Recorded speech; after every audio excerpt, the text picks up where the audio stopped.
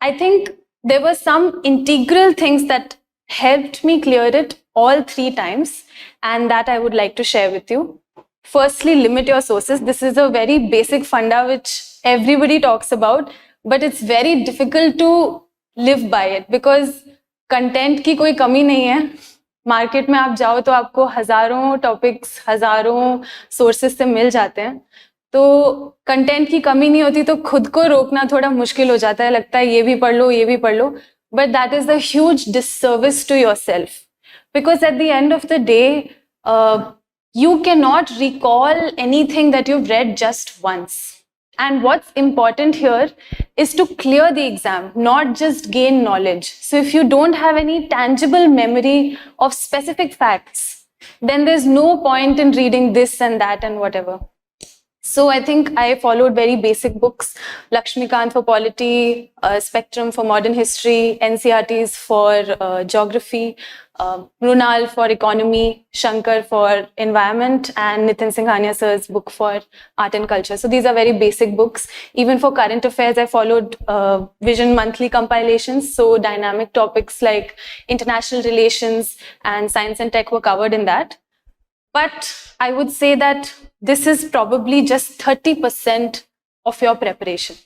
Because आपने देखा ही होगा प्रीलिम्स का एग्जाम हर साल और ज़्यादा अनप्रिडिक्टेबल होता जा रहा है. तो बेसिक बुक्स फॉलो करके भी आप क्वेश्चंस को टैकल नहीं कर पाएंगे अनलेस आप में वो स्किल्स हैं to answer the question. And skill development and becoming smart about your preparation only comes from solving mocks. So the next 70% of your preparation is just based on how many mocks you solve and how you analyze them to keep getting better and better at it.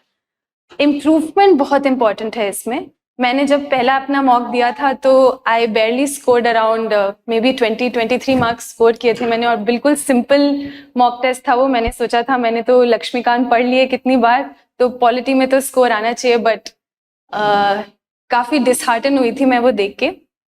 But slowly, if you are improving in every single mock that you give, and you are learning from your mistake, and you keep training your mind कि हमको कैसे सोचना चाहिए, क्या मैंने इसमें गलत किया, आप समझिए कि आपने वो आंसर जो लिखा है वो आपने क्या सोच के लिखा है और आप कहाँ उसमें गलत जा रहे हैं. अगर वो आप सीख लें तो आप अगली बार बेहतर ही कर पाएंगे, आप और बुरे नहीं होंगे उसमें.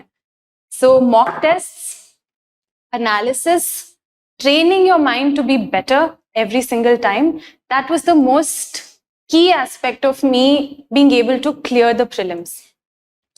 After that, one more small step is there, which is like low hanging fruits होते हैं. अगर आप previous year's questions देखें यूपीएससी के, आपको एक पैटर्न समझ आना शुरू हो जाएगा कि कुछ कुछ टाइप के सवाल होते हैं जो यूपीएससी के थोड़े फेवरेट होते हैं.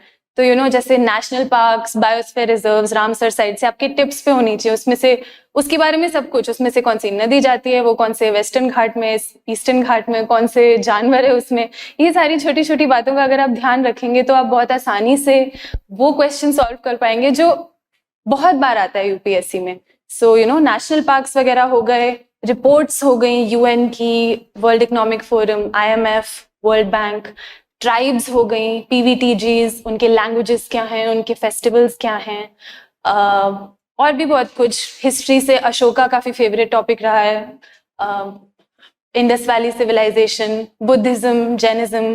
एंड स्पेशली मैं कहूँगी अगर आप न्यूज़पेपर रीडिंग कर रहे हैं और आप करंट अफेयर्स फॉलो कर रहे हैं तो कोई भी पेचीदा नाम हो, जैसे अगर बोलबाचिया मेथड है या मियावाकी टेक्निक है, ऐसे कोई भी अलग से नाम वाली चीज़ों का आप ध्यान रखें, उनको मार्क करके रखें, बिकॉज आसानी से आपको 2 मार्क और मिल जाएंगे यूपीएससी में अगर आप ये टाइप के क्वेश्चन सॉल्व कर पा रहे हैं.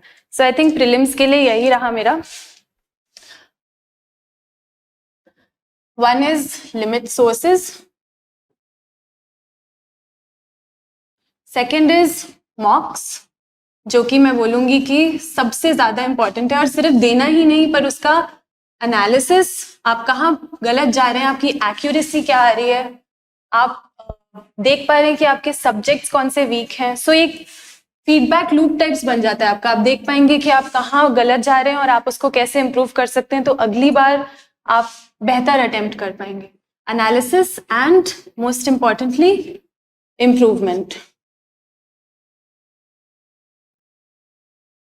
And third होगा लो हैंगिंग फ्रूट्स, वो आप आइडेंटिफाई करें सिर्फ और सिर्फ PYQs से.